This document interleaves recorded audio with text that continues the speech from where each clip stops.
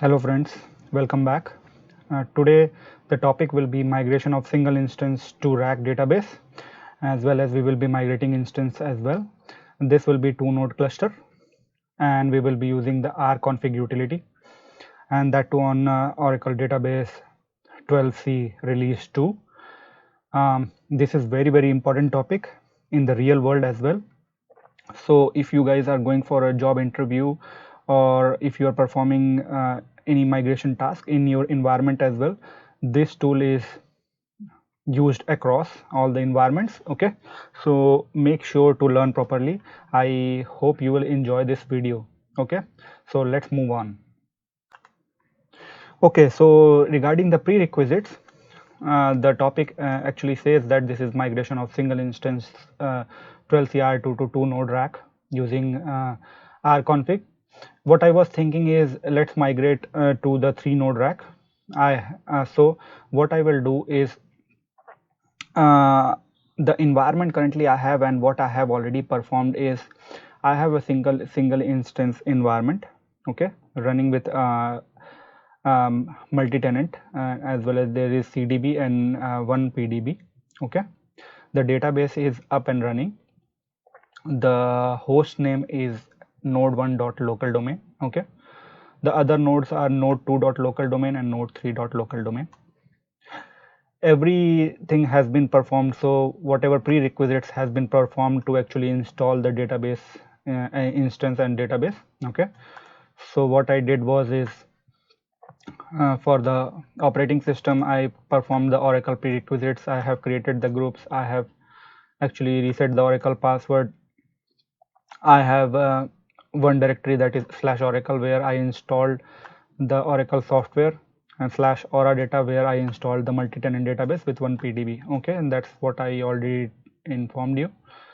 Now, for the rconfig, what will happen currently is, currently you will have one software home, okay, and single instance database is running on it, correct? Now what you need to do is, you have to come up with two more or one more node, perform all these activities which I will show you. So currently what I have is this one already performed and up and running. Okay, so let's say in your environment as well, you have one database sitting, and now you are thinking of migrating the um, single instance database to 3 node rack and migrate all the data files in your PDB. Okay, that can be an application database. Okay, and the CDB, and that is root database, to ASM. Okay, for that we will need to perform many prerequisites. Okay, so what I will do is, I will go one by one of what we need to actually perform. Okay, yeah, so moving on. So for the first node, as I already described, that I have completed all the pre-installation, as well as I have installed the Oracle software as well as database. Oracle software has been installed on the /Oracle partition, and /Ora data has been installed, sorry, the database has been installed on /Ora data, okay, directory. So that's done. Now to convert the single instance to 3 node rack, because let's say we are converting the single instance to 3 rack, then this particular node, the first node, node 1, will become the cluster node 1. Okay, this node 2 will become cluster node 2 and cluster node 3. Okay, now I have already installed operating system, so I have just completed OS. Okay, so OS, I haven't completed the OS prerequisite. I have just installed the Oracle Linux 6.5 on the virtual machine. Okay, but I haven't actually completed the Oracle prerequisites. I haven't created the groups, as well as I haven't reset the Oracle password. So nothing has been done. This is bare minimum, nothing is there. Other than this, as you all might be knowing, if you can, if you want, you can go to my other videos to know how to install the Oracle rack Oracle RAC will have two directories, okay, two software. One is Oracle Clusterware Software Home, okay, and one Oracle Database Software Home. So the Clusterware Software Home will be /grid, okay, mount point, okay, and the software home will be /Oracle, and all the data files will be sitting on ASM, okay. Currently it's not ASM, currently it's local, right, local file system. But what we will do, we will make sure that we will complete all the prerequisites so that the data files will be stored on the common disk, that is ASM, okay, that is Oracle proprietary, and there will be 3 instances, okay. So the cluster will have 3 nodes. So now let's move on. I will show you what all I have currently quickly. So this is what I have, okay. As you can see that the process is currently running. I will remove this, okay. So for the node 1, the process is running, it means the database is running, okay. I can even connect to it, orcl, that is database /shdba show pdbs, okay. So everything is running fine. Now on the other nodes, because this is single instance, my data files are stored in local file system, not in ASM. $data file, okay. You see a lot of data files. What is the reason for that? Is there are data files relating to the root container, the data files relating to PDB seed, and there are data files relating to these ones. These are relating to the PDB, one PDB, okay. As soon as you start adding more PDBs, you will see the multiplication of the data files, okay. Because we are in root container, we can actually look at all the data files. So this is the parent container. That part is done. Let me show you other nodes. So 151 I'll connect, and 152 I'll connect. So even Oracle prerequisites has not been completed here. This has been prerequisite has not been completed here as well, okay. The important part is, because in Oracle Clusterware there are some important needs, important requirement you need to see. The conversion requirement is for the specific nodes, okay. Because we are taking 3 nodes, we need to make sure that Oracle Linux is installed, okay, with all the prerequisites. Prerequisites means Oracle itself provides the RPMs. You can actually install the Oracle 12c R2 prerequisite, and it will actually configure all the process related, memory related, as well as file system related configuration, whatever is required to actually install the database, right. So you don't need to actually manually configure it. You guys must be knowing that. IP configuration is because the RAC database have virtual IPs and scan IPs. For that, we need to make sure that all these entries are there for all the hosts file. So node 1, 2 and 3 will have entries for all of them, okay. So let's say node 1 will have entries for itself as well as node 2 and node 3. So that's what I'm trying to say here as well. You need to make sure that ASM binary, that is Oracle ASM binary, has been installed, okay. You need to make sure that disable the NTPD, that is network time protocol daemon, okay. Make sure that all the groups has been created relating to ASM. Need to run this command. When you run the prerequisite, there will be many groups which Oracle automatically creates. That RPM will have all the script to actually create some specific group, but these ones will not be created. You need to actually create all these. Reset the Oracle password, okay. For the network itself, because in the single instance you don't need multiple network interface card, okay. Single interface will do, because there are not multiple nodes. There is no requirement of one node talking to other node, because there is only single node. But in RAC environment, there is requirement to have a private interconnect as well. For that you need to have an extra interface card with a private IP. For that you need to actually add extra IP to your first node, that is single instance, because currently let's assume that it's a single instance and it does not have any other network interface card. In the real environment you need to ask network team or the hardware team to actually add the extra network interface card to that, or activate the network interface card and assign a private IP to that. That's what you are going to do. But on the two other nodes, because you already know that you are going to install 3 node cluster, so you need to make sure that you should have two network interface card already. One will be assigned with public IP and other will be assigned with private IP. Okay, so every node will have two network interface card, for one for public and one for private. Okay, private interconnect, public for connectivity purpose. Okay, application teams wants to connect to the cluster, to the database specifically. For that you need public IP, and for that you need a network interface card. Okay, need to check the adapters using ifconfig. Need to make sure that ASM disk groups are configured, and for that you need to, in the real environment you need to actually talk to and create a ticket to Linux admins and Linux admin team. What you need to ask them is to create the raw devices and mount those raw devices, and do not partition with any file system, because ASM will take care of it. Okay, creating the disk group. Okay, so extra mount point is required, assuming that the single instance environment do not have /grid mount point, as you already know, because it's single instance, it does not need a cluster environment.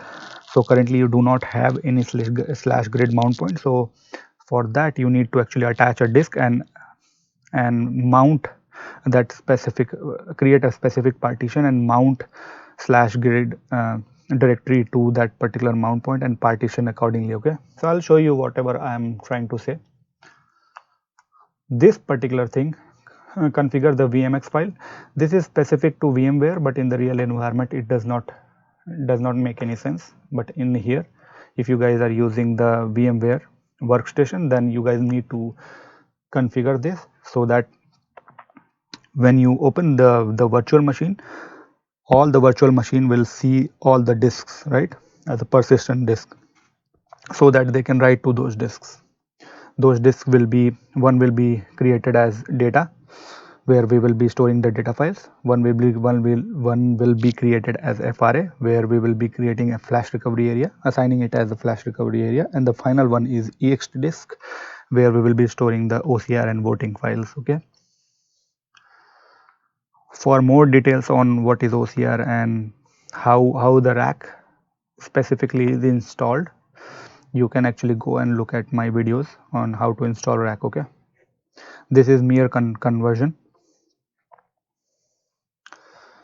So conversion step will be, you need to install clusterware software, because there is no clusterware software installed. So you have to install clusterware software on /grid mount point. Second, you need to install the rack database software. Okay, you need to make sure to install the software only on the /oracle mount point. Now you need to go to specific directory, that is sample XML in the Oracle Home Assistant rconfig, and configure this XML file, and then run this particular convert to rack XML file using rconfig utility. And what it will do, it will in turn do all the necessary things to migrate your data files, all the data files, including the container data files and the pluggable database files. Migrate and do all the activities, creating the password file in the common location, that is ASM, and it will synchronize the database to the instances, and finally it will complete the installation, and then you can validate using SRVCTL and CRSCTL SQL plus. Okay, so let's start doing the requirements. So what I will do, I will whatever steps I'm going to perform, I will do it on all the nodes, assuming that because this particular node 1 has some of the steps already completed, so I will not be touching it.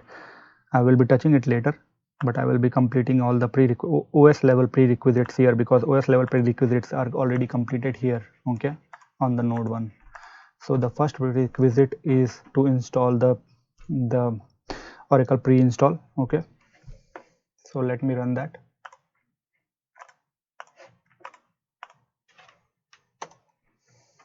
It will automatically install everything. I will run it here as well.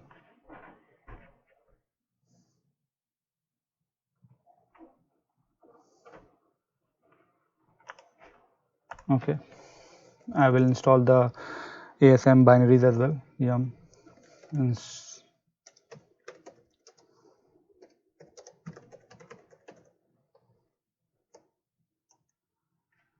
I will copy it as well because I have to run on the third node. I will run it here. It will install the required things. Sorry. So this has to be installed. Let me check if I have installed this on here on the first node. So I will have to connect with root credential and I have to run this. Yeah, so it was not installed. So we have installed Oracle ASM. Why I haven't installed the pre-install 12c is the reason because that was already completed, because I have installed the database, right? So all those steps are already completed. Let me validate the groups ID Oracle.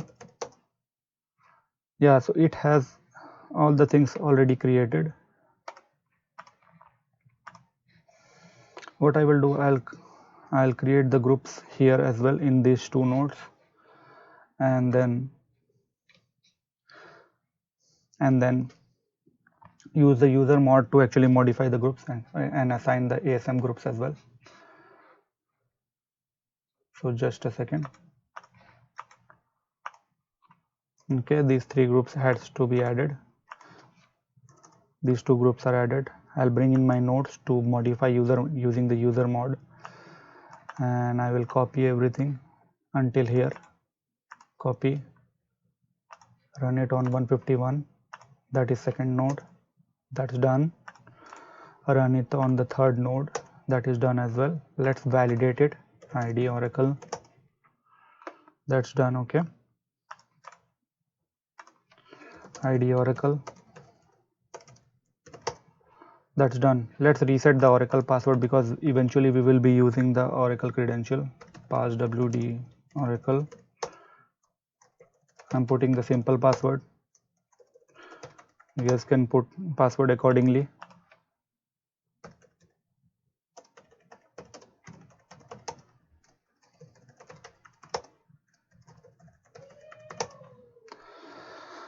This is done. Okay, so this is done. There is one more binary which needed to be installed. Let me install that too.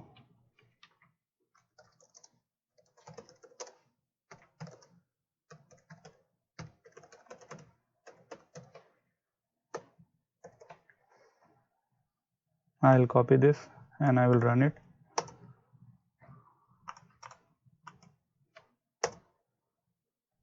And I will install it on here as well. I'll check it if this is installed or not. If it is not installed, then it will install it.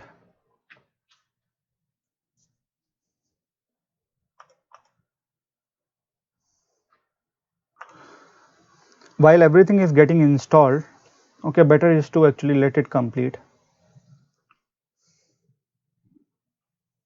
Let me check this, if this is completed or not. This one, no. So any one of them is not completed. So we will wait. Yeah, so all of them has this binary installed. Okay. Now we will proceed. Let's check the directory structure, okay, as well as drives, what all drives are there. Because currently in the current situation, because we will be installing the rack, right, we will be converting single instance to rack, so we will need to have two partition, one for clusterware software home, okay, that is rack software, and there is rack database software partition is also required. So I'm assigning /grid to /grid for installing the clusterware software and /oracle to install the RAG database software. Okay, and then data files, as we all know, will be sitting in the common location, that is ASM. So let's validate /grid mount point if it is there. So no, as we already know this is single instance, so there is no requirement for /grid. So we will need to actually attach extra disk. Okay, make sure to partition it properly and assign it and create a /grid mount point, and then we can actually proceed with the installation. Let's check on the other drives, because we already know that, and we already have the plan in the real environment as well, because now you are assuming that you are going to install 3-node cluster. So while installing the other 2 nodes, you will make sure that you completed that part of creating the partitions, right? Creating the disk, and this disk area, that is /grid mount point, you have already created. Okay, so /grid is there, so we don't need to do anything here because we have this location available. We have completed all this stuff. How to actually install Linux on VMware and how to create a custom partition, you can go to my videos on how to install CentOS or Oracle Linux. Okay, you can go for any versions, right? You can go for older version as well as the newer version, latest version, and everything is same. So you need to make sure that custom partition should be used, and then you need to create /oracle and /grid and root. Okay, and there should be enough space for these. So what we need to actually do is, let's first do the modification of host file. Okay, because this is very important. So I will comment it out, and we need to have an entry for all the nodes for the private virtual IP as well as the VIP as well as scan listener. As you all know that rack requires all these. Okay, for the connection. So I have already created all these IP addresses. This is IP addresses I am using. So public IPs I will have to use because I am using 3 node, right? So what I will do, I'll copy this and I will use 152 because I have assigned 152 for my third node. I'll modify this to node 3. Private IP, extra IP address has to be added. Okay, I hope you guys are understanding. If anybody has any issues or any problems during the installation, you can actually reach out to me on my YouTube channel and then comment on the video itself. 3 3 3, and these 3 are okay. So scan IPs are 3. Okay, so what I will do, I will copy everything and just have to paste it. Okay, WQ. I will do the same thing on all the other nodes.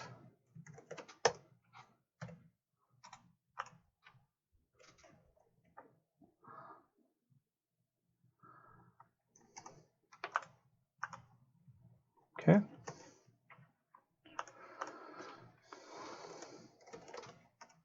see, the prerequisites are kind of a long lengthy process.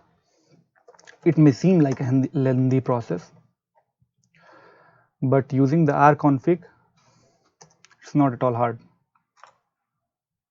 But you need to actually know how actually you install. You may have already have had a requirement of creating 3-node cluster, then you would have used the Oracle software and then used the Oracle software to create all the data file into the ASM, right? Install the clusterware, then database software, and then finally the database into the ASM. That was the you can say the overall picture of how to actually install the rack, right? Complete the rack. But when you actually rewind everything And if in this situation where you need to actually convert the single instance into rack, you can actually go into the specific situation. Let's say uh, thinking of how I will create or imagine the situation where how I will convert a single instance to rack, then you will have to know that how did you perform the initial steps of creating the rack, right? So the initial steps of creating the rack is make sure that you have all the prerequisites completed, you have all the ASM groups created, you have the ASM binary installed, you have the two network interface cards. So you already have done all those things. It's just the case of rewinding and fast forwarding the steps, right? Making sure that you have a flags, you already have everything in your mind so that you can go backward and forward to actually know, right, how to complete all these steps. And it becomes like kind of easier when you install the Oracle racks multiple times in the real environment as well. It kind of becomes easier to actually convert or migrate the database single instance to the rack as well, because you already know the prerequisites, right? It's just that you are using the rconfig utility. Okay, so that is that. So let's convert. So this is already done. Let me check. Yeah, this is already done. Did we do it here as well? Okay, because we cannot miss anything. We need to actually check the SE Linux. Okay, need to disable that. Let's see SE Linux. It's already disabled. I have completed the prerequisite here, but I'm 100% sure it's not done here. So vi slash you will see how it's done. SE Linux config. Sorry about that. It's not CI, it's vi. Yeah, it's enforcing. It may block our connection, so better is to disable it. Enable. Clear the screen. Vi slash etc slash vi slash etc slash host. No, SE Linux config.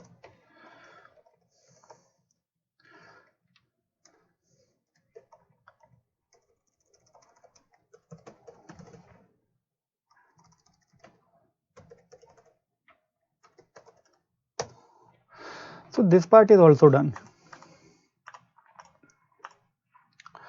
Okay, so and one more thing, I will just show you on the one node. After the installation, you guys need to make sure, okay, come to the administration or find the firewall, because the different version of Oracle Linux has different specific locations, right? So this will be kind of enabled. It will show you that the thing is enabled.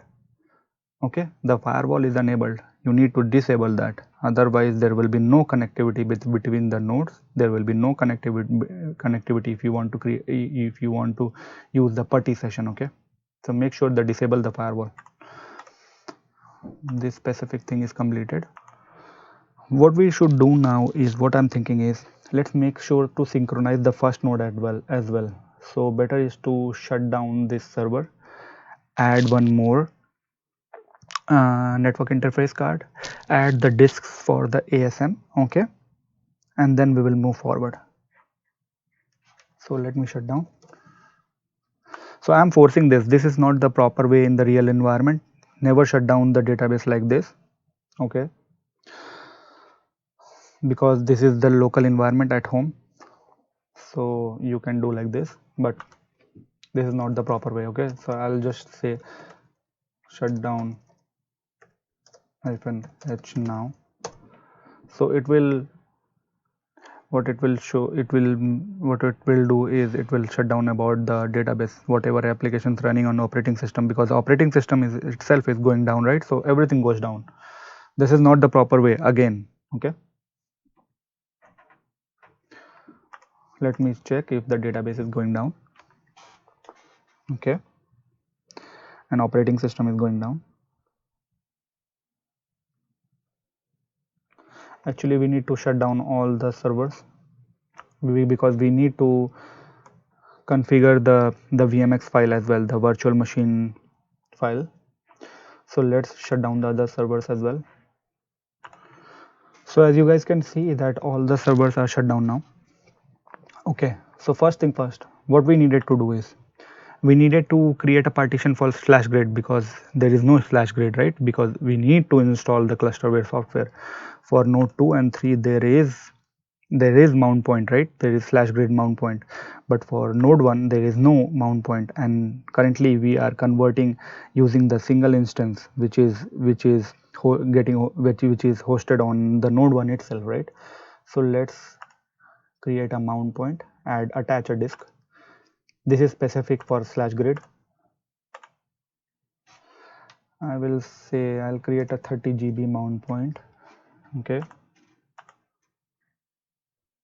I will say grid.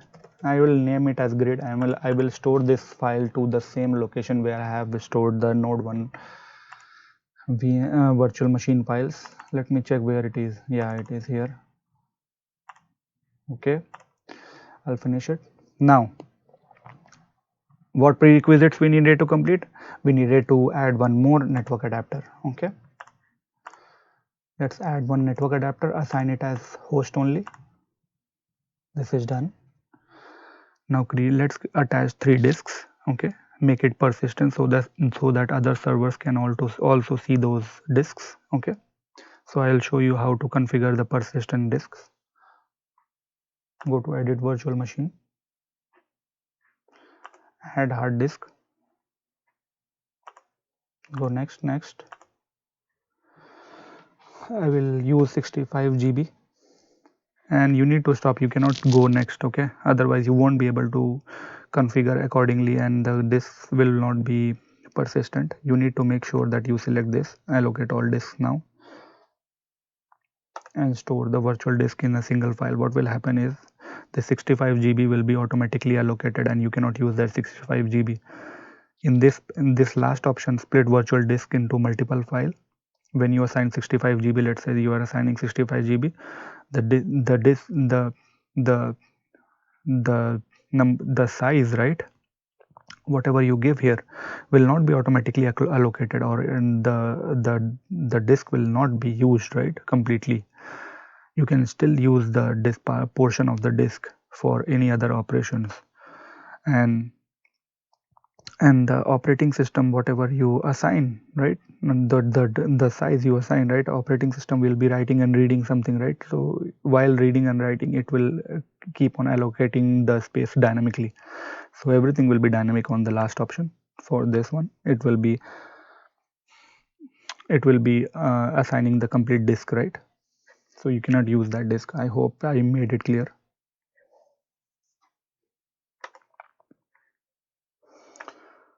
Let's create the disk location. So this, I will be creating 3 disks: data, FRA and ext disk. Data will be for the data file location, FRA for the flash recovery area, and the ext disk for OCR and voting disk. Okay, I will be storing this into this particular location. Create the folder. This is for the ASM specific. Okay, so this is ext disk.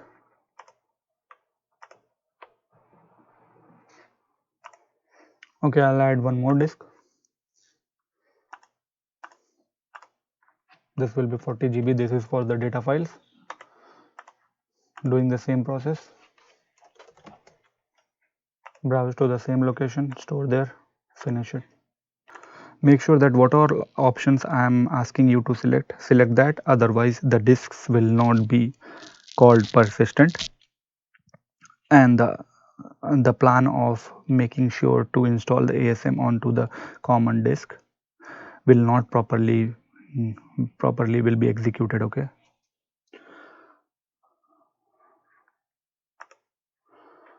let's add one more disk. This will be for the FRA. This shouldn't be a huge disk, so this one needs to be selected. This, okay, these two, FRA, same location. Let it create it. So this is specific to virtual machine environment, okay, or the virtual VMware workstation.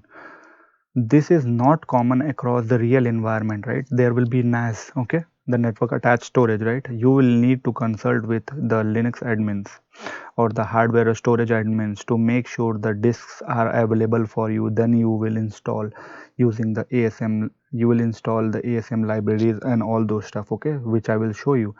But for mounting the disk, right, to make sure that the disks are available, right, on the operating system, you need to communicate to the storage admins or the Linux admins, because we are doing all the stuffs ourselves on even on the VMware workstation. So these specific needs, these specific steps needed to be performed. Okay, so this is done. Come, close this virtual machine or VMware workstation tool completely. Okay, now let's go to the location. Let's go to the first node. Okay, this is VMX file. You need to edit it. What you need to edit, there are specific parameters which needed to be edited, okay, so that these disks will be persistent and will be kind of, you know, uh, can be, you can actually see all these disks on all the servers. So it will be kind of, you know, shared disks. Okay, that parameter needs to be there to make sure that these disks are there across, right, and function like shared disks. So I will show you what I'm going to enter here. Just a second. So there are 4 parameters needed to be entered just at the bottom of it. The parameters are these 4. We are making the disk persistent. Okay. Same thing will come here. Make sure the numbering is okay. 3 will be 3 for all. Okay. So there are 6 parameters for this particular disk, data disk. 6 parameter for the disk 4. Okay, that is FRA, and there will be 6 parameters for the other one as well, that is EXT. And because all the disks will be using, sorry, all the operating system will be using this disk, right, together, make sure that none of the operating system is locking each other, right? So we need to make sure that there are parameters available so that they don't lock each other while reading and writing to those particular disks. Again, these are specific to the VMware workstation.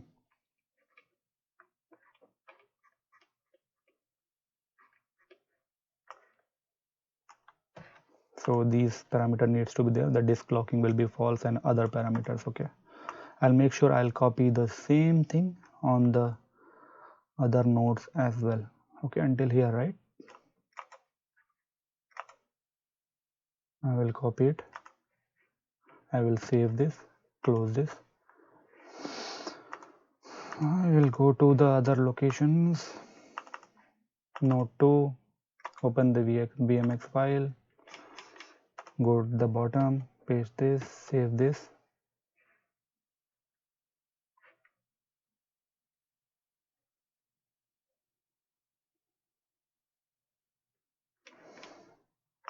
Okay, and then finally we have node 3. Just a second.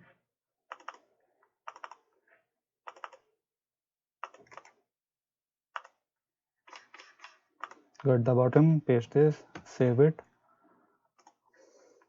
Let's see if we can, if the VMware and the nodes on the operating system can see all these disks.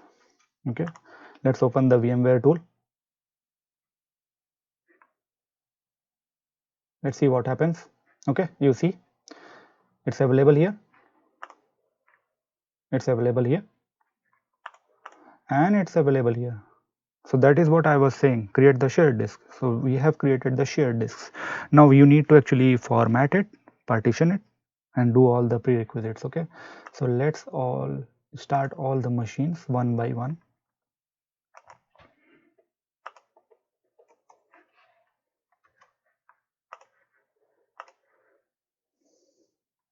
I hope these things are making sense.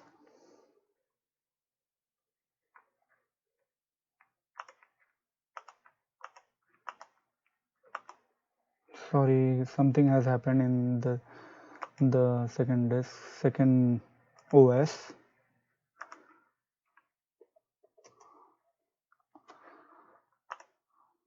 On the third node,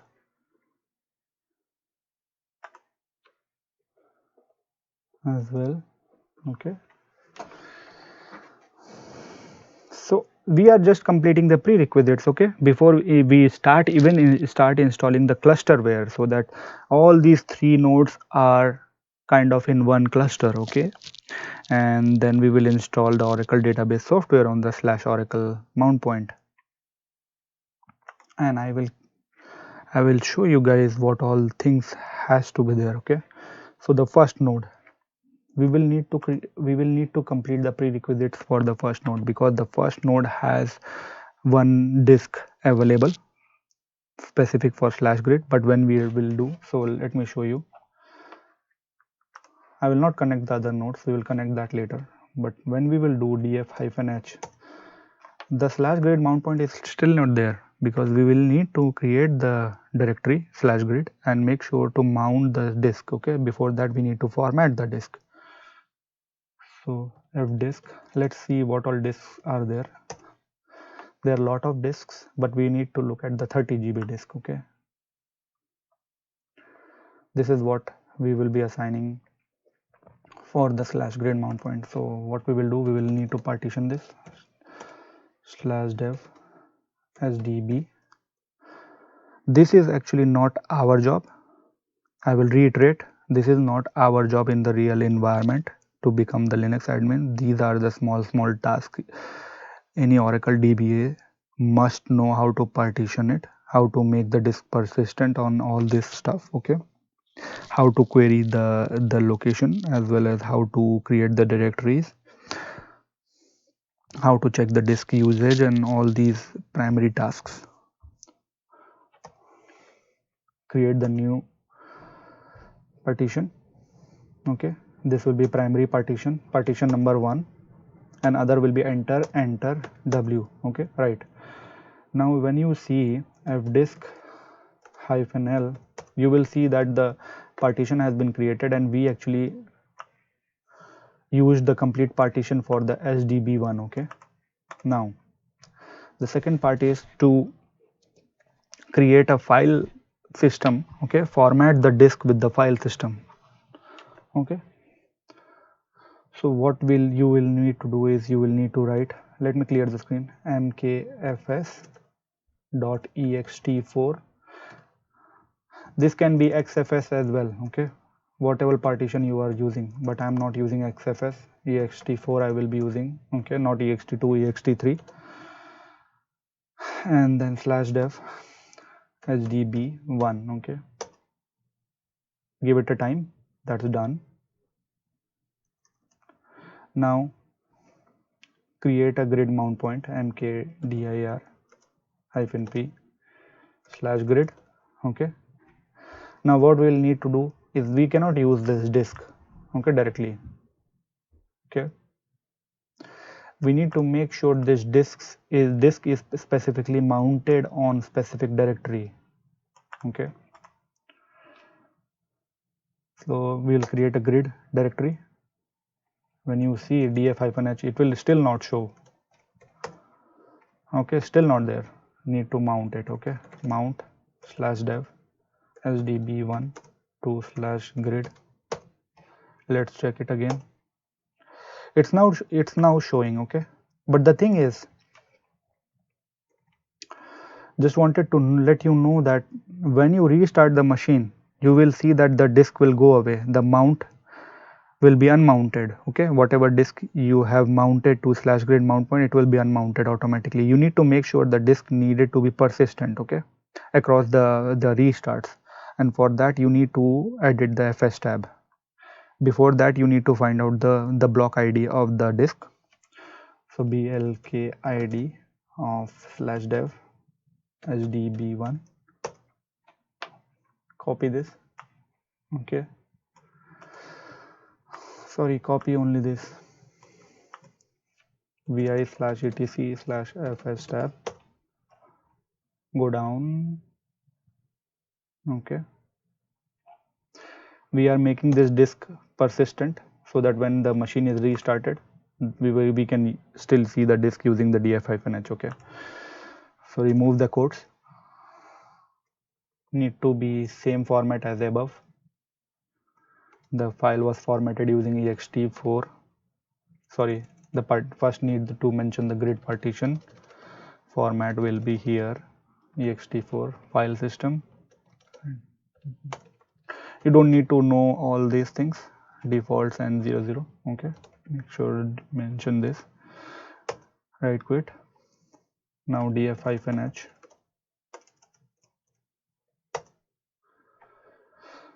okay, perfect. Now this slash grid mount point has not been assigned the proper ownership, right?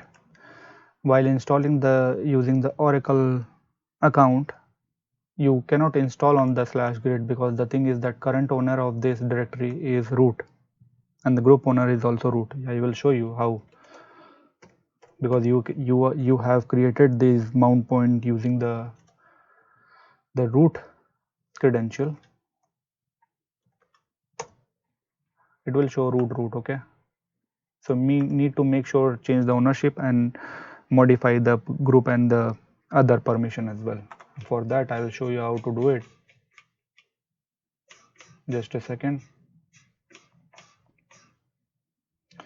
I would have done it manually writing the thing, but there is the faster way of doing it. Paste this, okay.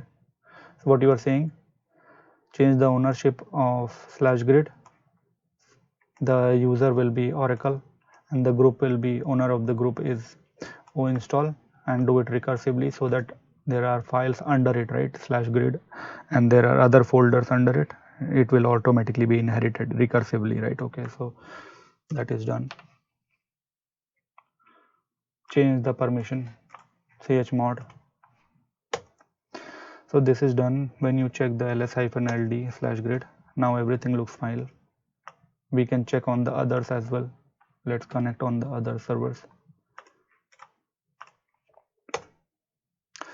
So there is permission issues here as well. We can check for slash oracle too. It means these two are not completed. So what I will do, I'll copy everything, paste it,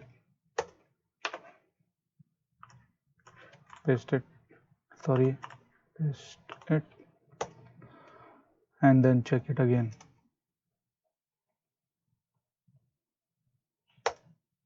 Good. Same thing has to be done on the third node. See, it's good that we are verifying everything. Otherwise, while installing the software, Oracle software will itself throw error saying that there is no permission on these directories, okay. Why we did not change the permission for the Oracle directory on the node 1? Because we have already installed the Oracle single instance, so permission is there.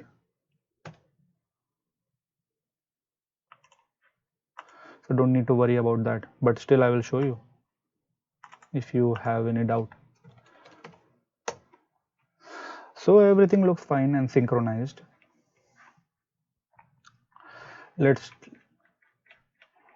move the NTPD files so that it does not interfere, okay. That is network time protocol daemon. It is not required. The problem will be if NTPD is on, okay, the service is on. if there is synchronization issue, or let's say if the time between these three nodes are not matching up, there will be node evictions. Okay, the nodes will keep on restarting thinking that one node is down. Okay, so that node has to be synchronized, and for that NTPD has to be shut down. Just move these files. Okay, there are 4 files, sorry, 2 files. Move this /etc ntp.conf to whatever name, backup ntpd.org, and there is sysconfig ntpd. Move that as well. Let's do it on all the nodes.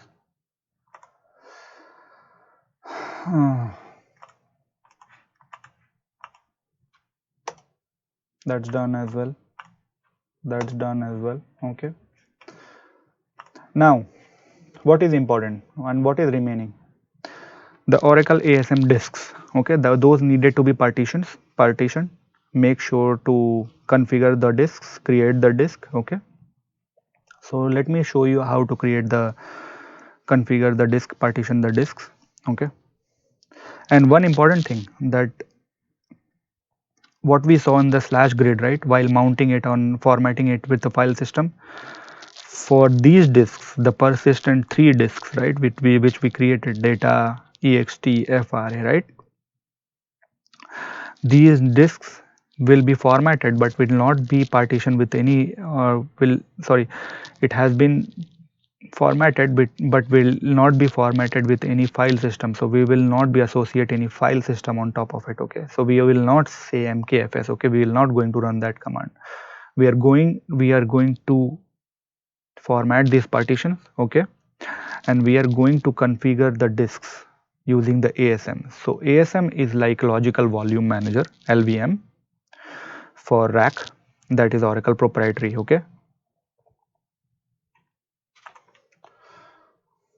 so what needs to be done is fdisk -l.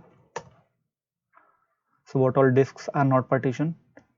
HDC DE. Okay, so we will be running same thing, fdisk/dev HDC, new partition, primary partition, partition number 1, enter, right, dd, new partition, primary partition, partition number 1, enter, new partition, primary partition, partition number 1, enter. Now fdisk-l, you can see all these. Okay, now let's configure the disks. So Oracle ASM configure -i. Who will be owning the driver? Oracle. Who will be the group which will be owning the driver? Who install. Make sure that library driver should be available on the boot. Yes. Oracle ASM disks should be available on the boot. Yes, that's done. Let's initialize it. Oracle ASM init. Okay, this is done. Let's create the disk. Okay, we have raw disks. Okay, /sdb, sorry, SDC, SDD, and SDE. Okay, so Oracle ASM, let me clear the screen. Oracle ASM create disk /dev SDC1. We did not name the disk. Let's name the disk as ext. This is done. For SDD, that was 30 GB, right? That will be data.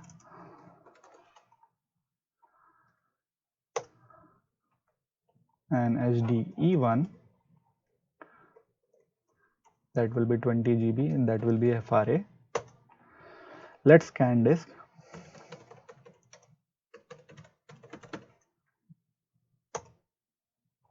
List disk. Okay, so these disks are available. Let's configure that on other node as well, but you do not need to create the disk. You just need to scan disk and list disk. Okay, because we have already created, because the disks are persistent, available across, right, the operating system. So you just need to configure the Oracle ASM.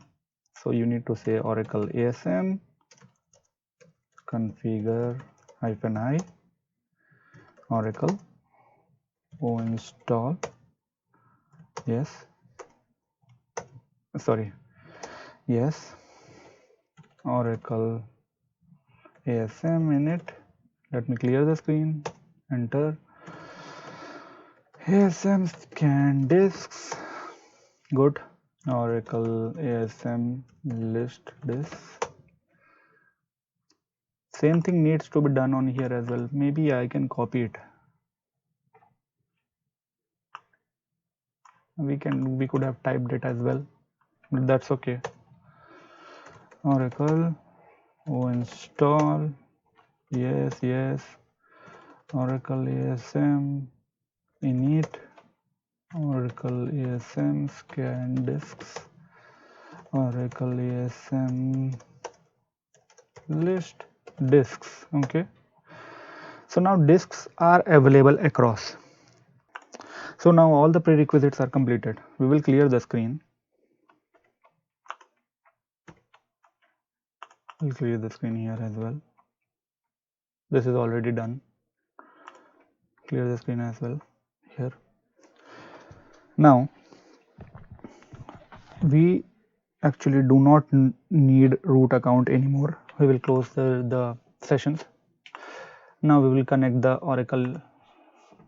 We will use the Oracle user, okay? And for this, we don't need all the nodes.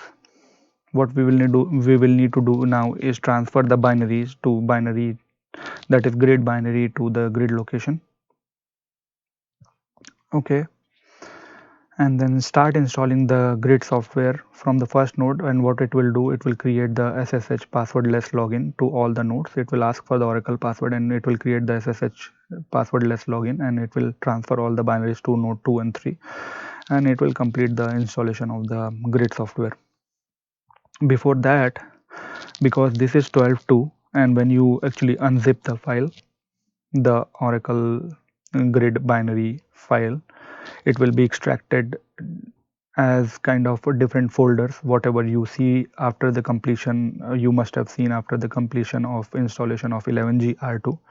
But now when you unzip the file, you need to make sure that you should have a directory structure properly created, and then unzip the file into the proper directory, right? I will show you what I'm trying to say. So what we need to do is,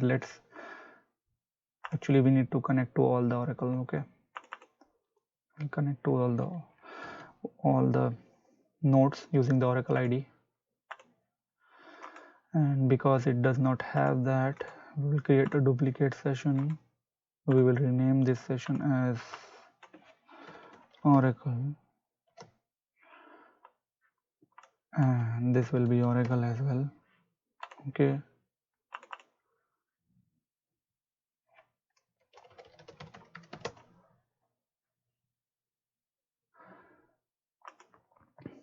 did we change the password for this? Yes, we changed the password for this one, but we did not change the password for the final node. So to go to the root and pass wd, no, not this one, sorry, we need to go to 152, right? 152, pass wd Oracle. So these are the small things can get missing, right?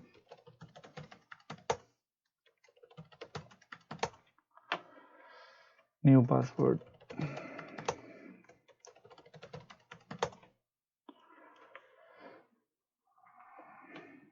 new password.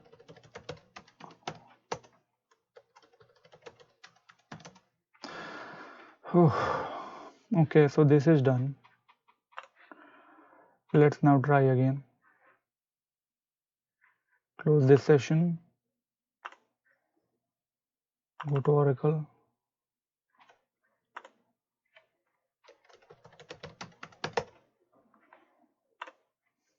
good. So this is done. Let's create the directory where we will be installing our grid software.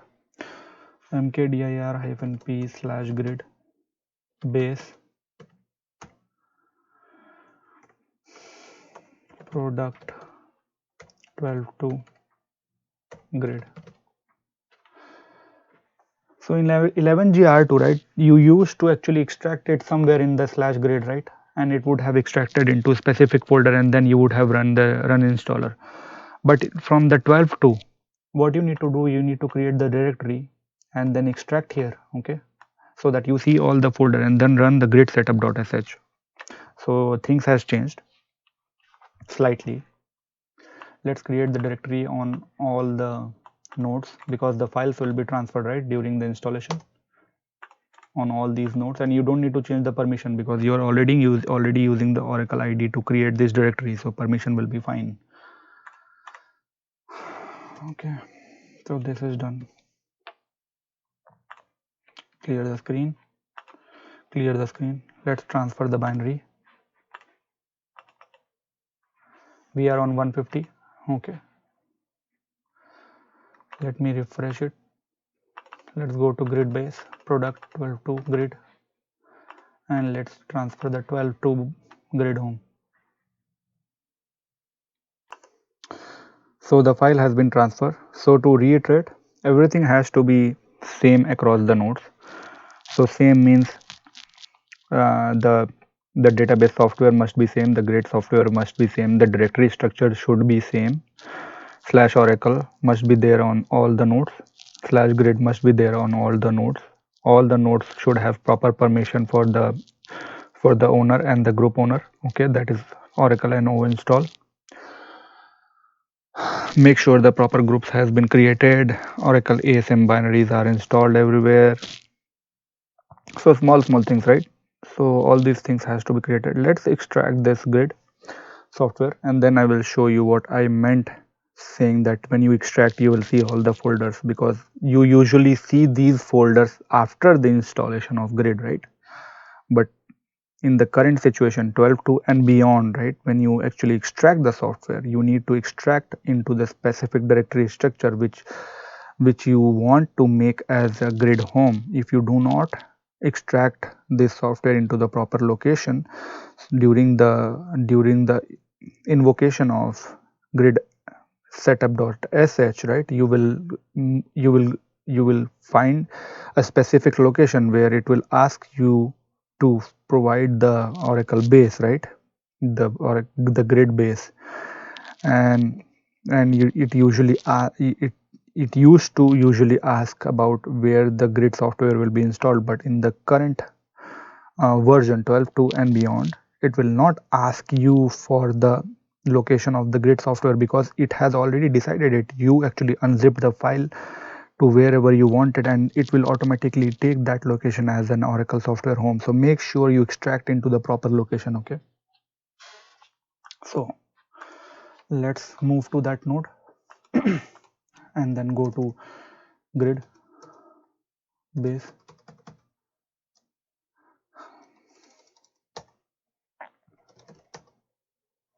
unzip the file. So it is extracting into different folders, see, assistance, bin, not into one specific folder. So everything is extracted into grid, okay. Let's list the files. So these are the file you must have seen before in the earlier version after the installation of grid, but in the current version when you extract the grid software you will see all the folders, okay. So make sure to extract into the proper location. I have extracted it into the grid home, whatever I'm trying to make it as a grid home, okay. Let's invoke grid setup.sh.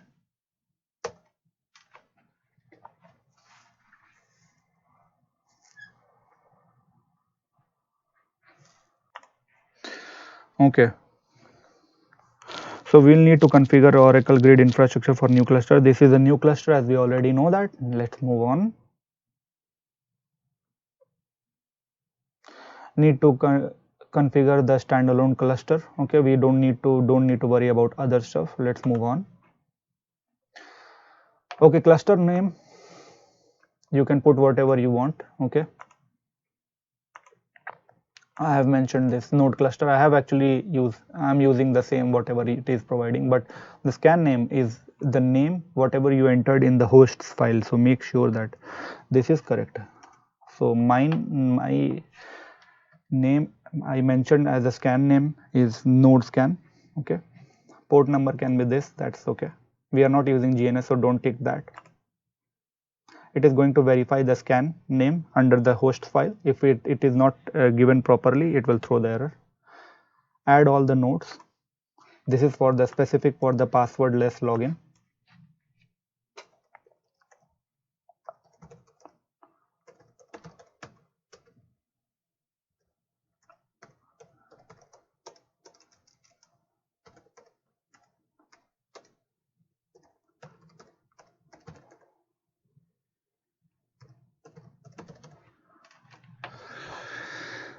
I will keep validating everything whatever I'm mentioning, because if even the keyword has been not provided properly, it will throw the error. So everything needs to be proper. Node 3 dot local domain name should match. It is going to verify all the nodes, make sure that transfer the keys, create the SSH keys into .ssh directory, and create the passwordless login, so that the Oracle it's transfers all the grid software to the other nodes as well. We will start installing from the first node, and it will transfer all the files to the other nodes, right, other two nodes. So VIP dot local domain, this is done. Let's create the SSH connectivity. Password should be same on all the nodes. Make sure if you have not done so, change the password, make sure that everything is same. Click the setup. It will establish the SSH connectivity between the nodes, and it will create the passwordless login. I'm not going to pause the video now. You would need to see what is the status. If there are errors, I am 100% sure there will be error, because the virtual host name is incorrect. It will throw the error. That is what I meant. I'm sure it's going to throw the error.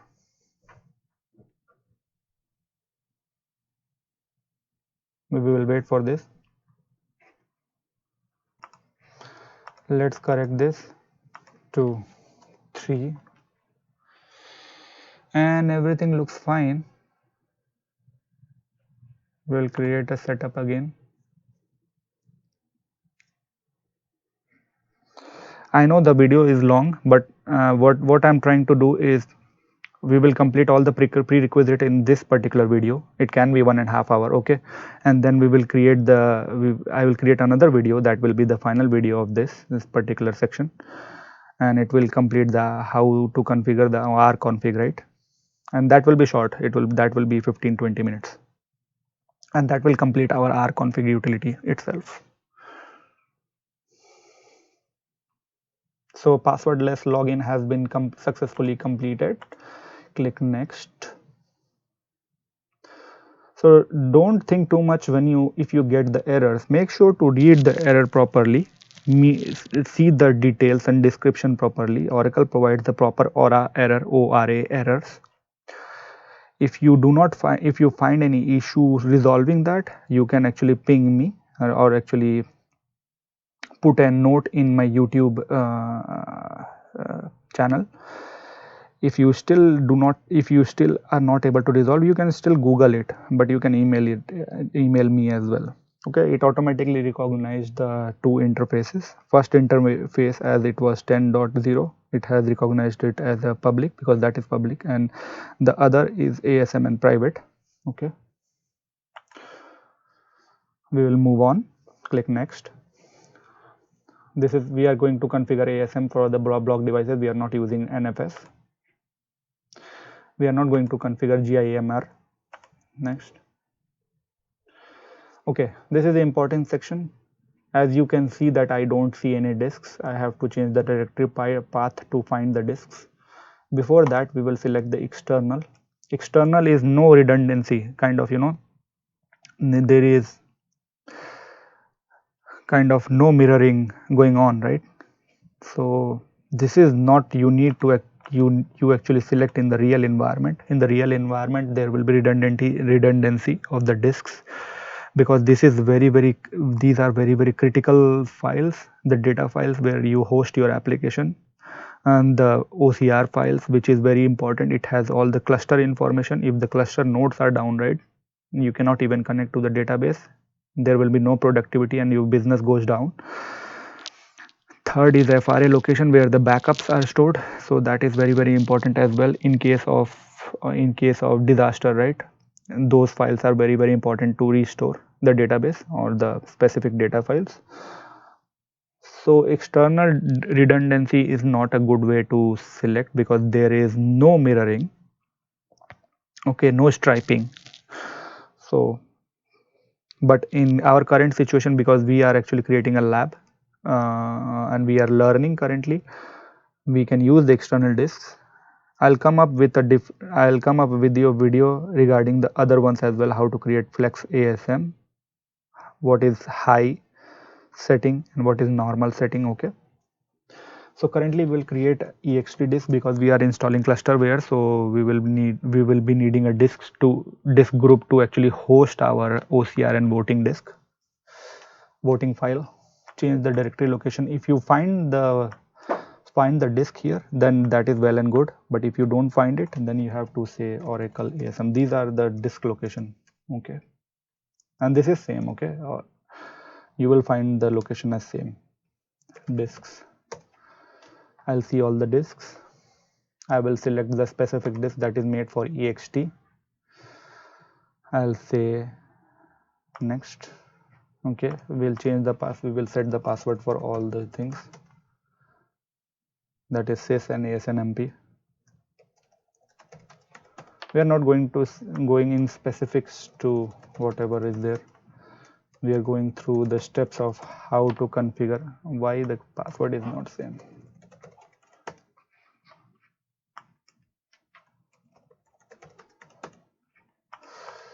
Come on.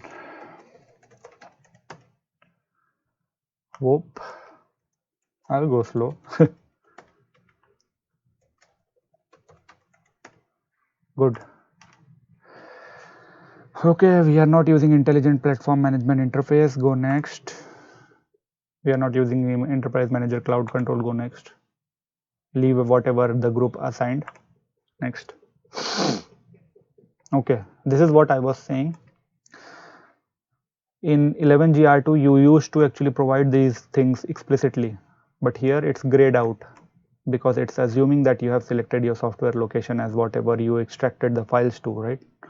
So make sure you extract in the proper location. Otherwise, if you have extracted it to /grid, right, that will be a problem. It will select /grid, and the Oracle base will be /oracle/base. It will throw an error saying that the location is not empty, but that's okay. Let's see if it is throwing the error or not. Yeah, it is throwing the error. It is not empty. That's okay. Go next. It will perform the prerequisites. There can be specific things missing. We will resolve it. There are specific things which we cannot resolve. I will tell you why we cannot resolve those.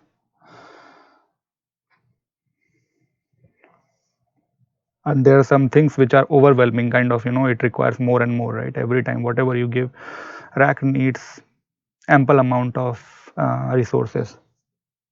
Even though I have given an ample amount of resources, it will still, kind of complain about it. So just a second, let it validate everything.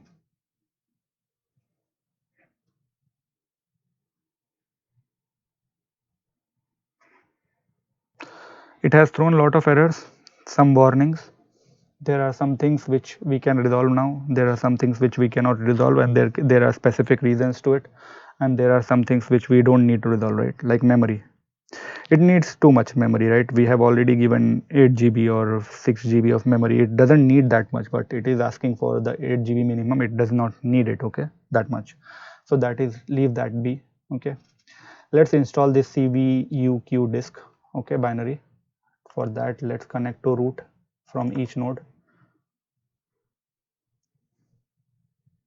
Okay, root for the first node,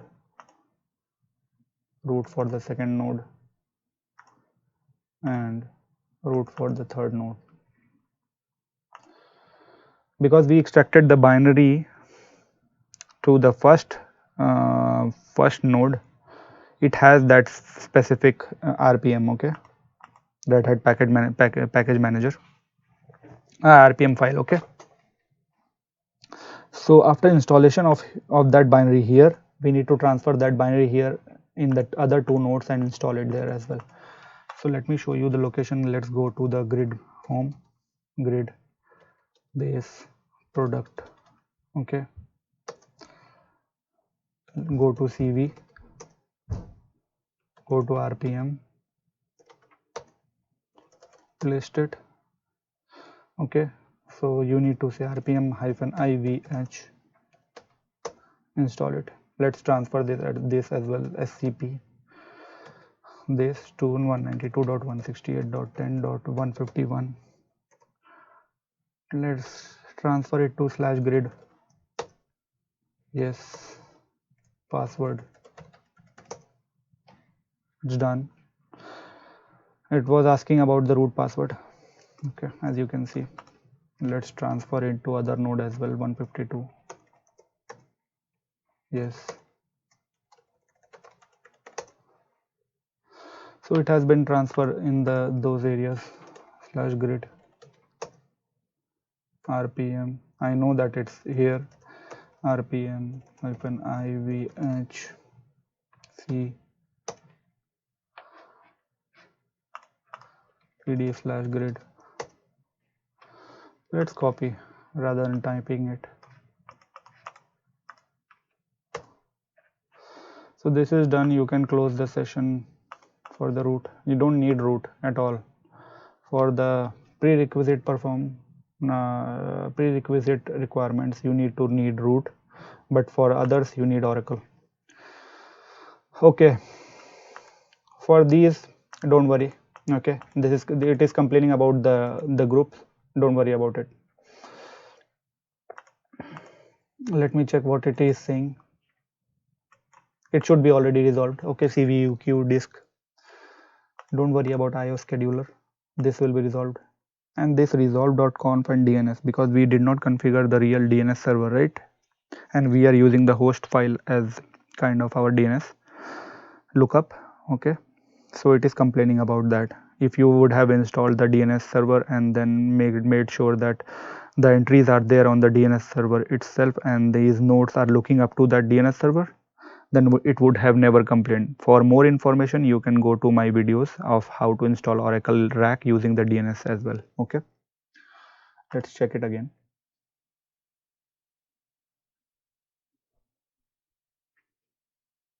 So many of them are resolved. It's okay. For others, ignore all. Let's install it. And one more important thing, at the final point of this installation, right, okay, sorry, so at the middle point of the installation, it will actually pop up a window saying that you need to run the Aura inst as well as root.sh on both nodes. Make sure that you run those script properly. I will show you what needs to be done, but the thing is, at the end of the installation, right, it will complain that there are some specific stuff, the prerequisites has not been checked properly and there are some errors. You don't need to worry about it. I will show that as well. Let me pause the video, and as soon as I will see the pop-up of running those root.sh and or inst.sh, I'll actually discuss about it, okay. Okay, now I see the pop-up. Now you need to run these two scripts.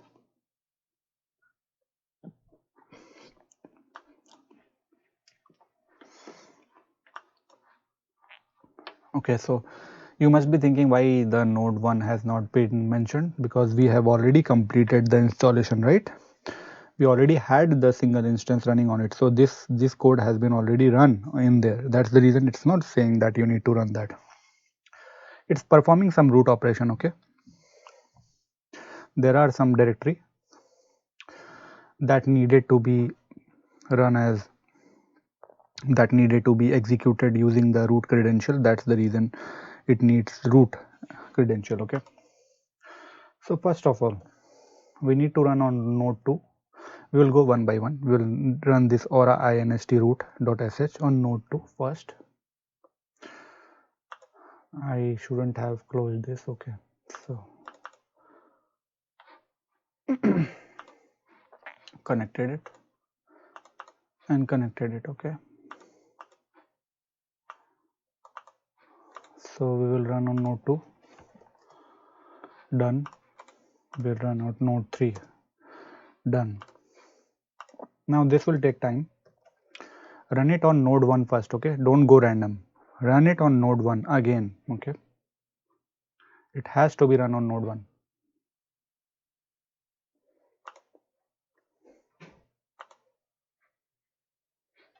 So let me connect node 1 root and let me move it here. Just a second.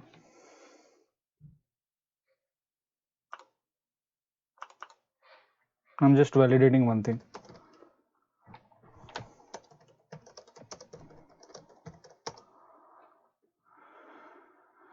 Okay, database is down. We can even start the database. This is single instance equal plus slash shtba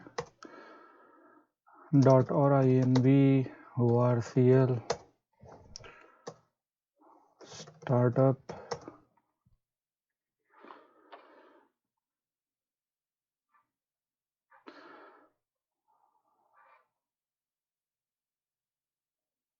Okay, I'm just starting the single instance. I'll close this, let it run. I'll run the root. So this has to be run on node 1 first and then node 2 and then node 3. Okay, so you need to make sure that it is proper. Okay, enter, and now you need to wait because it will be installing all the clusterware resources. Okay, starting it, stopping it again, and then starting it again, configuring it, starting the CRS, the Oracle High Availability Service daemon, and all those stuff, right? It will complete it, it will say successful, then you move on to the next node. Yeah, so it's still going on with the step 17. It is about to complete on the first node.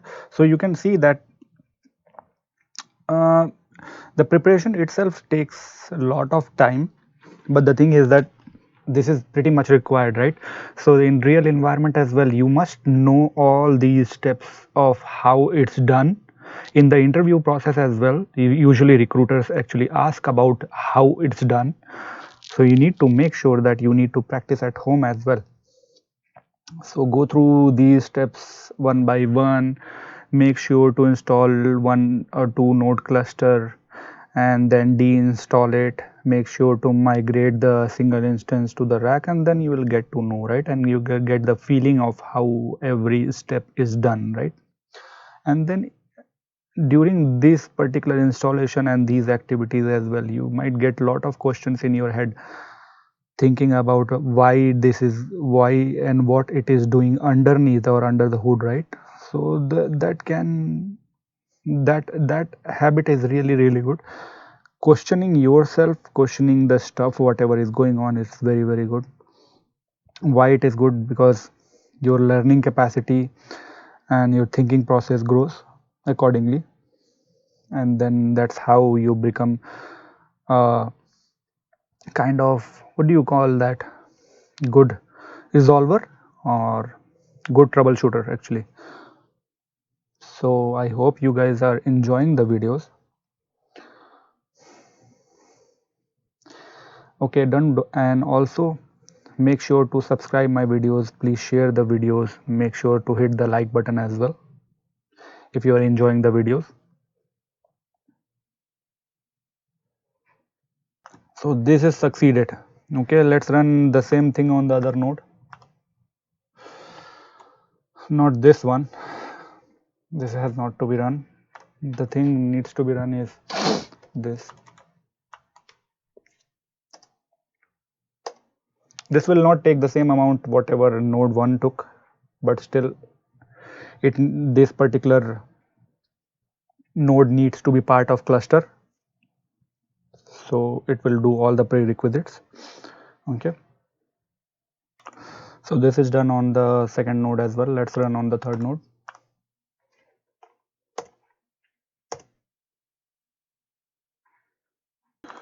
After this completion, what we will do, we will install the Oracle software on /oracle mount point, and after that we will use the rconfig utility to actually complete the migration of the data files itself to the ASM. Okay, so let it complete. Yes, so this has been completed as well. Let me clear the screen for all of them. Okay, now what needs to be performed? Let's install the Oracle database software.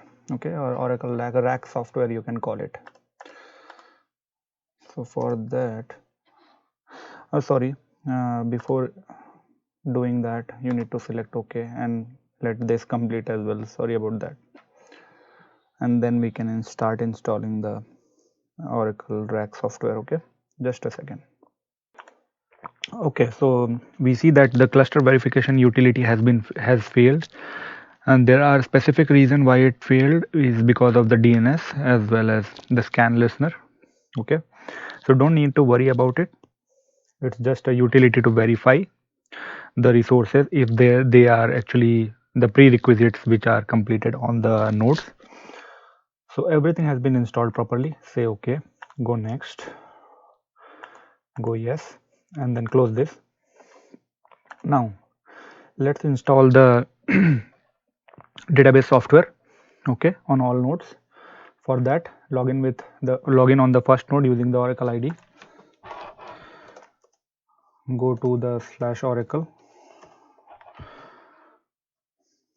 and what you in your case, maybe if you have installed and you have that database directory already created while unzipping the database file, database software, then you will see this database folder. Okay, if in your case you must, if you have deleted that, then you need to actually transfer using this. Okay, transfer the file to the /oracle and unzip it, and it will create a database folder. We need to go to database and run the run installer. Okay,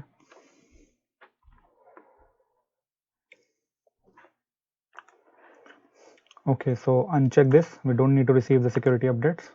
Say yes. Just install the database software. Do not configure the database yet. Go next. We are installing the Oracle RAC, so select that and go next. Okay, there are 3 nodes. It has already automatically identified. For SSH connectivity, give the password and setup.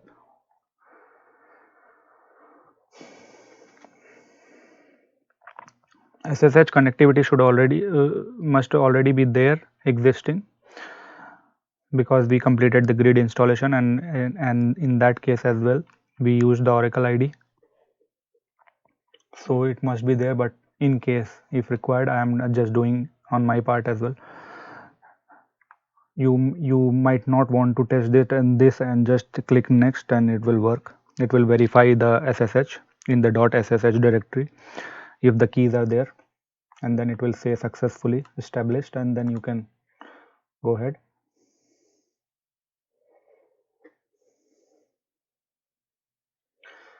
We are selecting enterprise edition. Go next.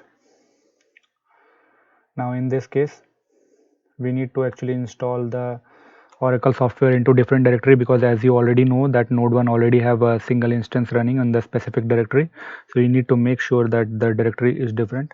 And for that, what we can do is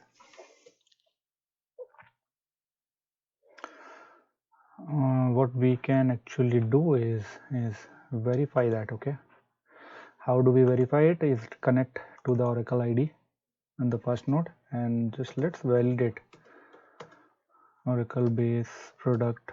Okay, so 12.2 is there. We will create a 12.2. Okay, not 0. So this is Oracle base, and this will change to, because 12.20 is already there, we will create a directory with 12.2 and db. Okay,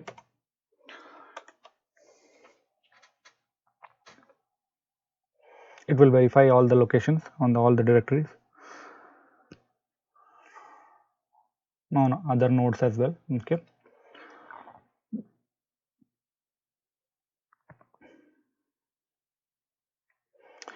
leave all these things as it is.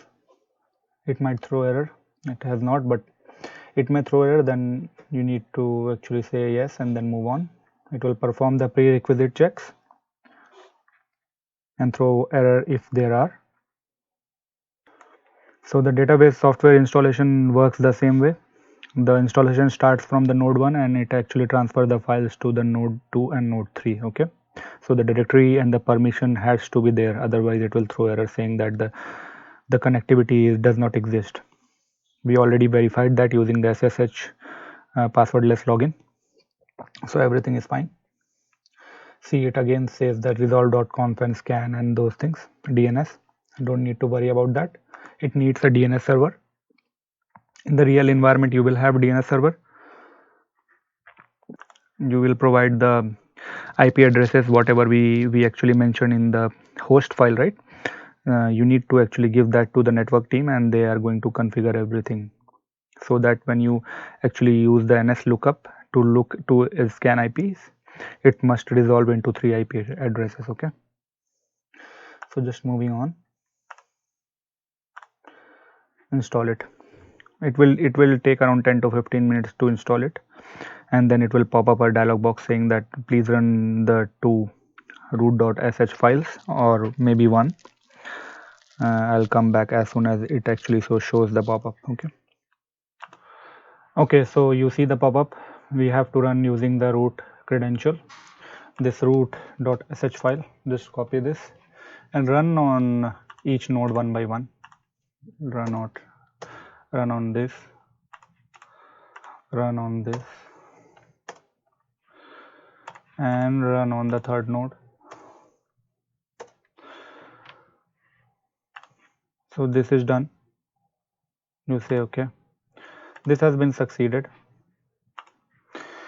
Now what I'm planning to do is I will not create another video. I will actually put all the information for the rconfig utility as well, and the conversion from single instance to rack, and migrating all the database from the file system to ASM in this single video. This will be a big video, but I think you can actually go through the video partially one day and then the partially the next day, and maybe go in a single swoop.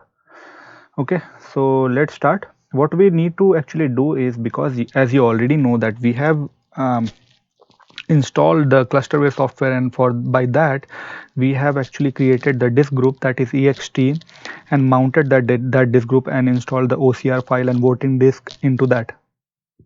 But we have not created disk group data and FRA. We created just a disk, right? We presented the disk to the ASM, but we have not created the disk group. Okay, so it's not usable, and then we have not mounted the disk. And for that, what we need to do is we need to go to specific directory. I will show you, and we have to run the ASM configuration assistant.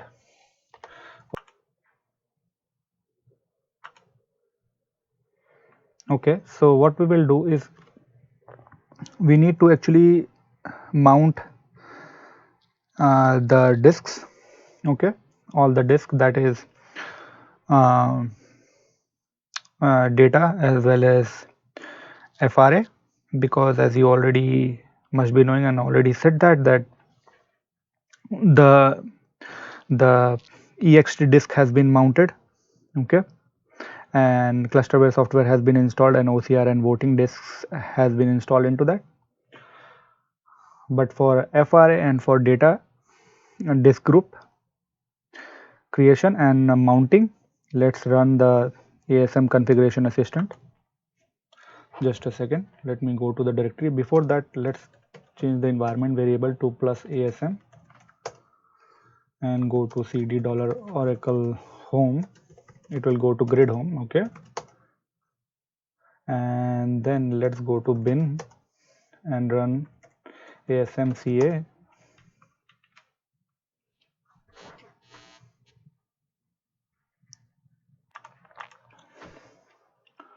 Okay, as you can see that this ASM configuration assistant is up. Okay, so what we need to do is create the disk group first, because there is only one ext disk group available. So what you need to do is say create, use the data, select the external redundancy, which is actually kind of no redundancy. Okay, and create the data disk group so that it is usable. Okay, with so that we can install the data files into it and migrate the data files from the file system to the data disk group. Okay, so say okay, let it create it.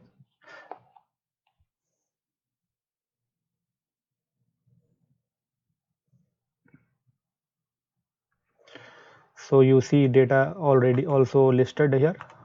Let's create the another one, FRA, and choose external redundancy. Because we have installed software but we haven't installed database, we are not going to install database, but we are going to migrate the database from single instance from the file system to ASM. Okay, to that common location, and that too using the rconfig. Okay, now all the database all the disk groups are available. You can say mount all to mount it and then close it. This is done. Now let's check the process. I hope the database is running, single instance database is running, because that will be useful to migrate all the data files from the local file system to the ASM. pmon. This is single instance database running. Okay, ASM is the cluster based software we installed. There is no association of this one to this one, so don't worry about it. Okay, now what we need to do is change the environment variable to orcl. If anybody do not know where this particular environment variable is coming from, which file is actually useful to actually change all these things, this is Aura tab file. Okay, there is a value orcl which is actually pointing to the Oracle home. This is grid home pointing to the ASM. This is ASM instance 1 on the first node, and then there will be instance 2 and instance 3 on the different nodes. Clean the screen. Okay, so we have set the environment variable. Let's check it again. Okay, everything is fine. Let's change the Oracle home. So now I'm showing how to configure, how to migrate the single instance database to ASM using rconfig. Okay, so go to Oracle home, then go to assistant, cd assistants, then go to rconfig. Okay, and go to sample xml. Okay, you will see two files here, admin managed and xml file and policy managed xml file.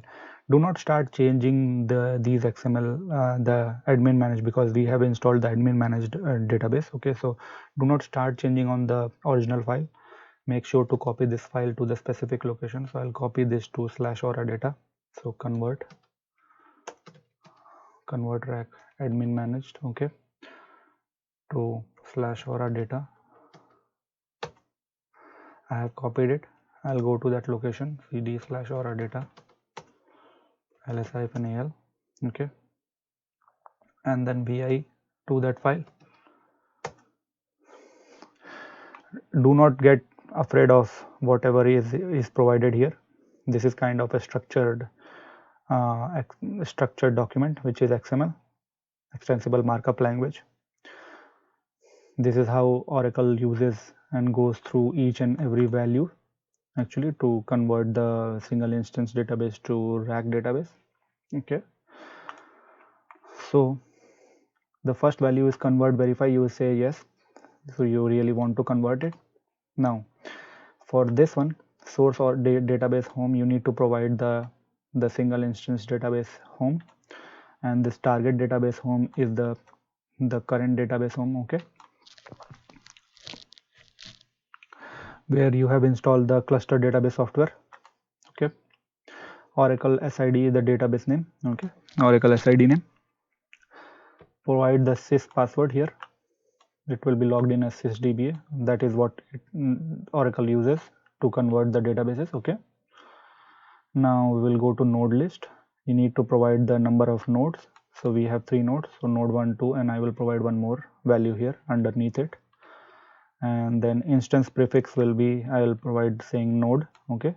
Otherwise it will say sales 1, sales 2, and sales 3 instance. I don't want that. I will say node, and it will automatically postfix the number according to the node, okay. So it will say node 1, node 2, and node 3.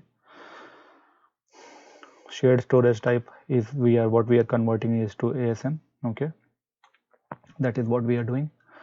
And then target database, I will be saying plus data. That is what I have created and mounted it as well.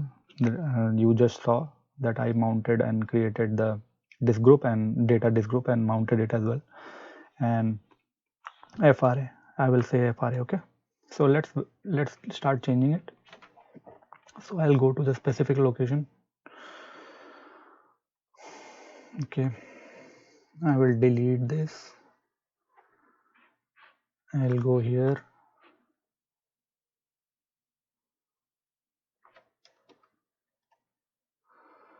This is my,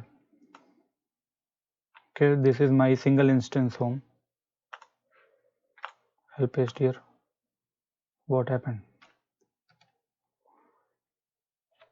Sorry, don't want to corrupt the file. Paste it. Good. Now need to delete this as well. I'm bringing the current clustered software home, okay.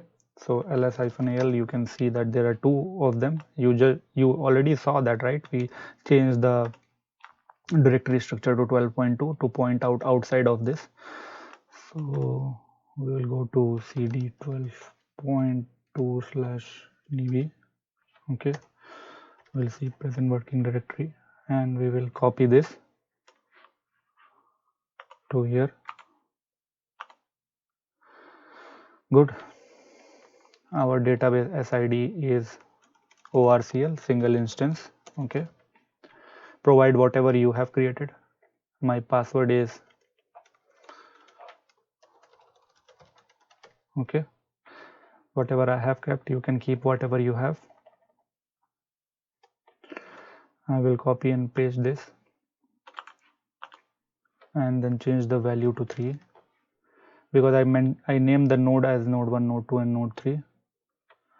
I'll prefix, I will say node, okay. Shared storage is ASM, and then the target database is plus data, and flash recovery area is plus FRA. I think we are done, okay. So we need to say /oracle base product. We need to go to single instance home, okay, 12.20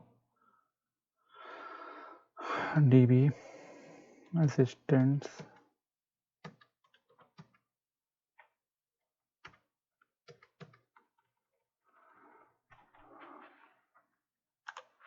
Sorry, we don't have to go here. Sorry, just a second. Let me move to the proper location. 12.20 db bin and then rconfig. Okay, so we have to go to bin folder and rconfig and then mention the file convert. Okay, let's run it. So you need to go to single instance home rather than rack software home. It must be single instance and the database must be up and running. Okay, single instance database must be up and running.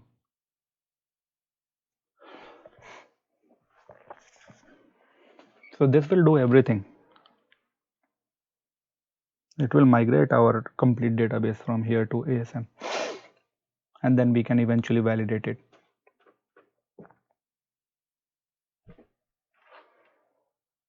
So if you guys wanted to know what all things this rconfig utility perform, so there are 4 to 5 things which rconfig utility perform, which are, it actually migrates the database from the files local file system to the ASM as we whatever we specified using that, okay, in the XML file.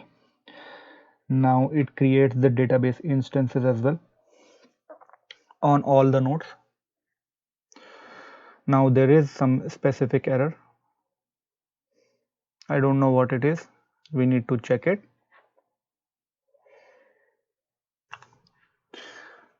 I think actually I validated the log file which was generated during the error, right? You guys saw that error, right? So I validated the error. I don't know if it has fixed it, but I went through the log and I saw that there was an error that it was not able to access the PDB files. And then I found out that when we restarted the database, right, it was in mount state. It means it's closed, right? I had to open it. I just opened it. Let's check if it works.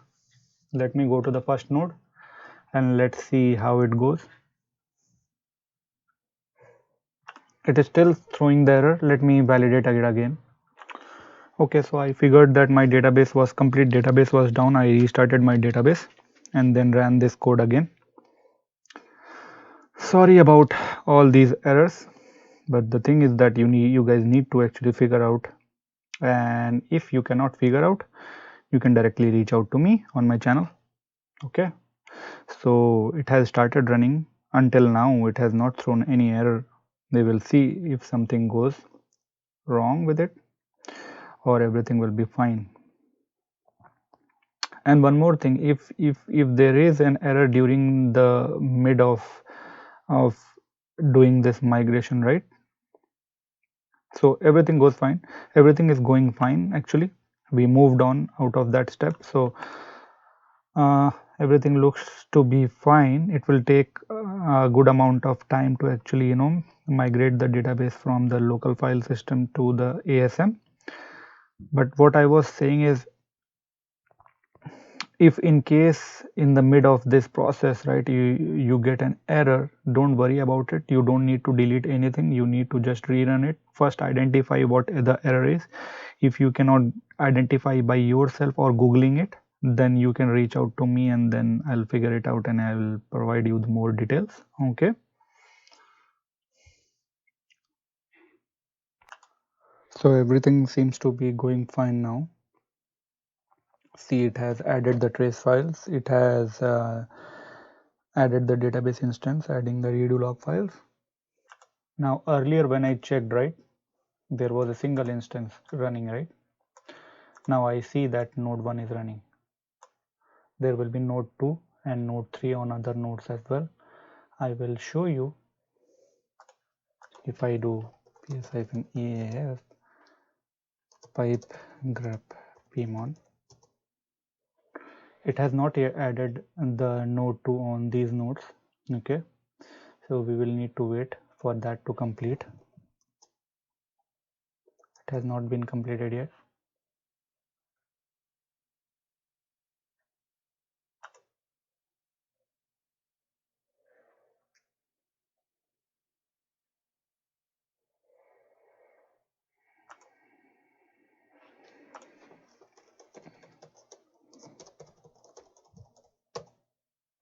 No, not here. And we can check on the third node as well. So none. Okay, it's enabling threads for all database instance, right? As you all might be knowing that redo log files and undo table spaces are specific to the nodes, right? So whatever is happening or whatever transactions are happening on node 1, right, that will go to the thread 1, and accordingly on node 2 it will go to thread 2 and the redo log file 2. and there will be specific log files and undo table space for the 3, right? Node 3. Let's check it again. No, not here, not here yet. We will give it some time. Okay, now you can see that when I see here, it has created password file. Okay, it has updated the Aura tab file as well, and it has configured the CRS resource, and it is starting the cluster databases. Okay, it has started on the first node, that is 150. Now it's starting on 151 and 152, which it has done already. I'll clear the screen and run it again. You see node 2 has been started, and we can see using this that node 3 has been started. Okay, so it's doing good.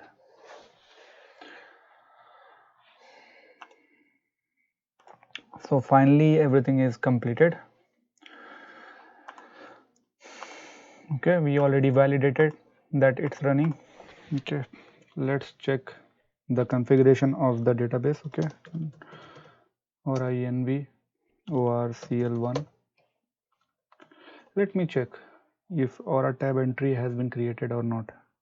vi/etc/Aura tab, because this entry is very much required. For that, what we need to do is we need to say node 1 and then provide the Oracle home, echo $oracle_home,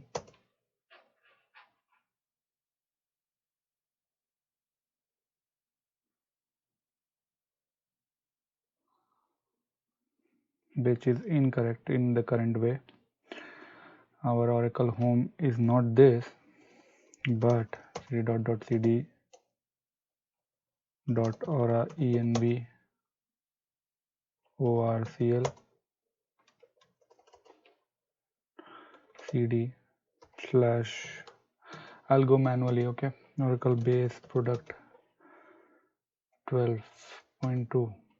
This is the one. Okay, not the 12.2.0. pwd. We need to copy this,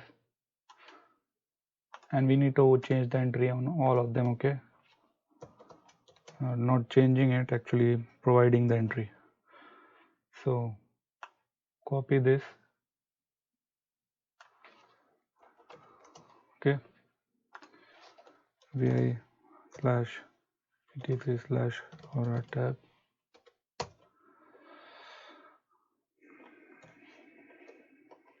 So entries were not there. This will become node 2, and this will become node 3.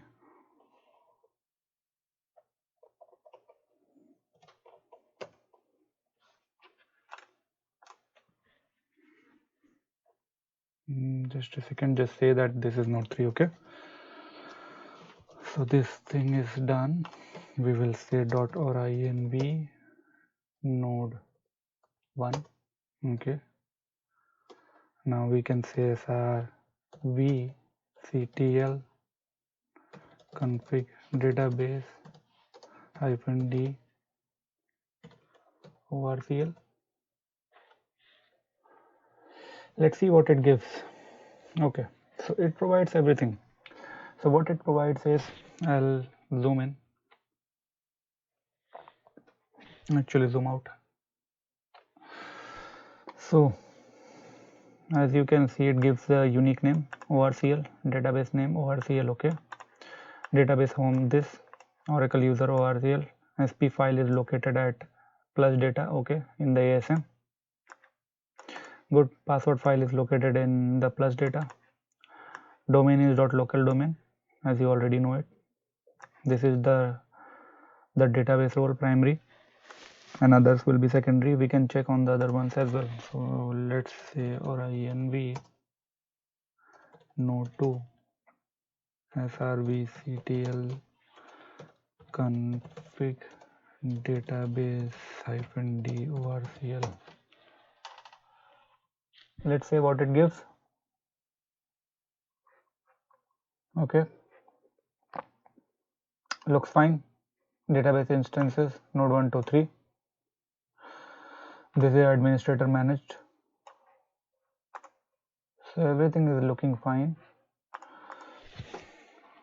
We can check the number of resources running, so how, and including the listener, the disk group. How can we check it? Just change the environment variable to plus asm1 and say crs status resource -t. So it says that database is running on these specific locations, the node 3, node 2 and node 1. Okay, scan VIPs specifically on each node. ASM running on all 3 nodes. It's stable, status is stable. Scan listeners running on all 3 nodes. Don't worry about ADVM, we haven't configured it, that's the reason it's offline. Local listeners running on all the nodes. Disk groups running on all the nodes. Okay, and ASM listener is running on all the nodes. So everything looks fine. Let's connect to the database. Let's say RINV node 1. Okay, say SQL plus /shdba. Let's check if this is pluggable. There is pluggable database, so PDBS. Good. So proved. Thank you very much, and hope you guys have enjoyed this video. Please like my video if you really liked it, and subscribe my channel, and please share my videos as well to the people who want to learn about these technologies. I will keep on posting on the other videos. Thank you very much.